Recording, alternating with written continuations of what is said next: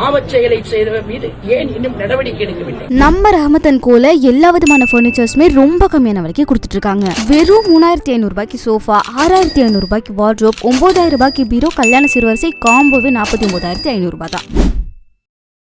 ராணிப்பேட்டை திமுக நிர்வாகி தெய்வச்செயல் கல்லூரி பெண்ணை ஏமாற்றிய வழக்கில் சிபிஐ விசாரணை வேண்டும் என முன்னாள் அதிமுக அமைச்சர் வளர்மதி தெரிவித்துள்ளார். பெண்களை ஏமாற்றி திருமணம் செய்த பாவச் செயலை செய்த ஒருவர் மீது நடவடிக்கை எடுக்க வேண்டும், கைது செய்யப்பட வேண்டும்.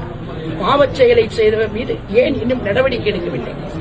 ஒப்புக்காக நேற்றைய தினம் அவருடைய பதவியை மட்டும், திமுக இளைஞரணி துணை செயலாளர் என்கிற பதவியை மட்டும் எடுத்துவிட்டு கட்சியில் உறுப்பினராக இருந்து என்ன வேணாலும் செய்து கொள்ள வேண்டும் என்று செய்து கொள்ளலாம் என்கிற உத்தரவை திராவிட மாடல் ஆட்சி என்று சொல்லிக் கொண்டிருப்பவர்கள் இது உதயநிதி மாடல், இது ஸ்டாலின் மாடல் என்று கட்சியிலேயே வைத்துக் கொண்டு இது போன்ற பாலியல் துன்புறுத்தலை செய்யலாம், இது போன்ற பெண்களை கேவலமாக நடத்தலாம், எத்தனை திருமணம் வேண்டுமானாலும் செய்யலாம், எவ்வளவு மோசமான சூழ்நிலையிலும் நடக்கலாம் என்கிற அங்கீகாரத்தை தந்திருக்கிற கட்சிதான் திமுக என்பதற்கு இது ஒரு எடுத்துக்காட்டு.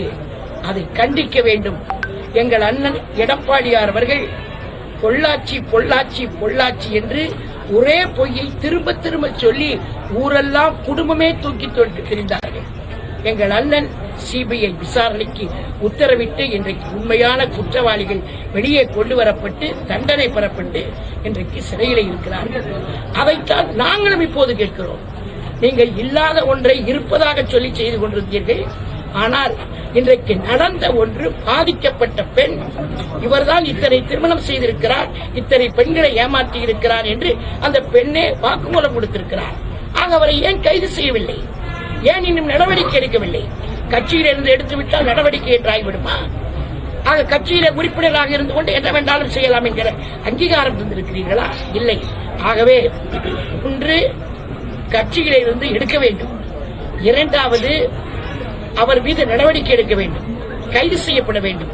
மூன்றாவது, இந்த வழக்கிலே அந்த பெண்ணுக்கு மட்டுமல்ல, பாதிக்கப்பட்ட எல்லா பெண்களுக்கும் சேர்த்து சிபிஐ விசாரணைக்கு உத்தரவிட வேண்டும். இந்த 3 கோரிக்கையை முன்வைத்துத்தான் இன்றைக்கு ஆர்ப்பாட்டம் நடைபெற்றிருக்கிறோம். இன்னும் இவர்கள் சரியாக திருந்தி காவல்துறையை கையில எடுத்துக்கொண்டு குற்றச் செயல்களுக்கு ஈடுபட்டு போவார்களேயானால் அந்த எடப்பாடியார் அவர்கள் தன்னுடைய அறிக்கையிலே தெளிவாக சொன்னதை போல போராட்டங்கள் தொடரும் என்று சொல்லியிருக்கிறார். அவருடைய அனுமதியை பெற்று, அண்ணன் எடப்பாடியாரின் அனுமதியை பெற்று பெண்களுக்கு எதிரான குற்றங்களை தடுப்பதற்கு போராட்டங்கள் தொடரும் என்பதை நான் செய்திகளை உள்ளது உள்ளபடி தெரிந்து கொள்ள ரெஃப்ளெக்ட் நியூஸை சப்ஸ்கிரைப் பண்ணுங்க.